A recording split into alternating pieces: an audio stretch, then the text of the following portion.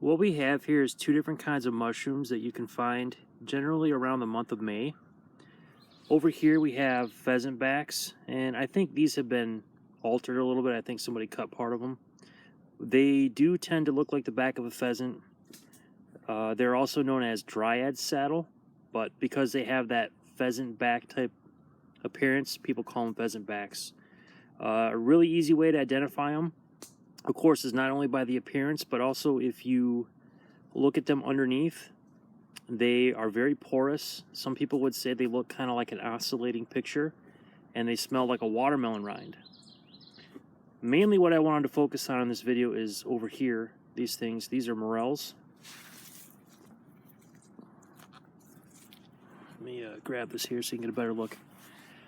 These like to pop up around May, sometimes maybe a little bit earlier, just depending on where you're at.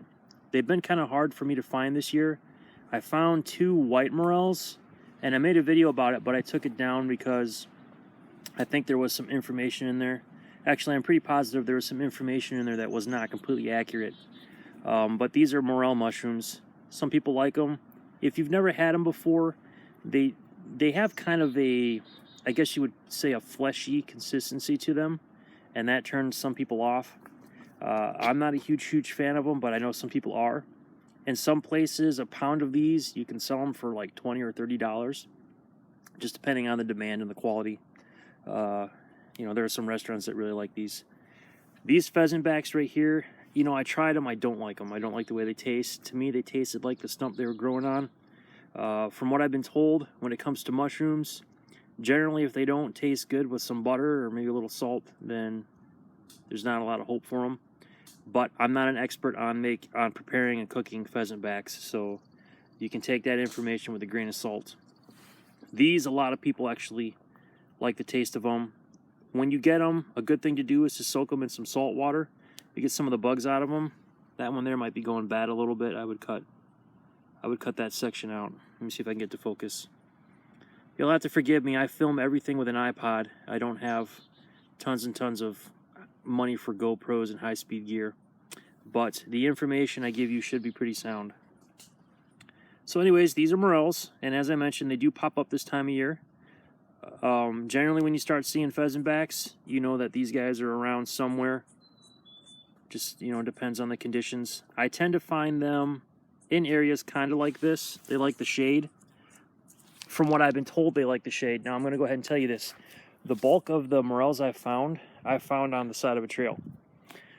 These ones right here that I'm holding, I think I found them like over in here somewhere. I'm going to try to walk slow so that this picture doesn't get distorted. You know, I think they were around in here. I should have filmed it right when I found them, I'm sorry. But generally when you find a place like this, sometimes there might be a downed tree nearby. That's a good place to look for them. And then also in my experience, on the sides of trails. Literally the bulk of the morels I've found have been on the sides of trails. And even this right here, you can see I'm not too far from the side of a trail. So they are going to be in the woods, but for some reason I just tend to find them near a trail. So, you know, find what works for you. Go out, look for them, do some hunting, take some notes, write your data down, and, you know, use that for future usage. Well, once again, this is, let me put this down over here.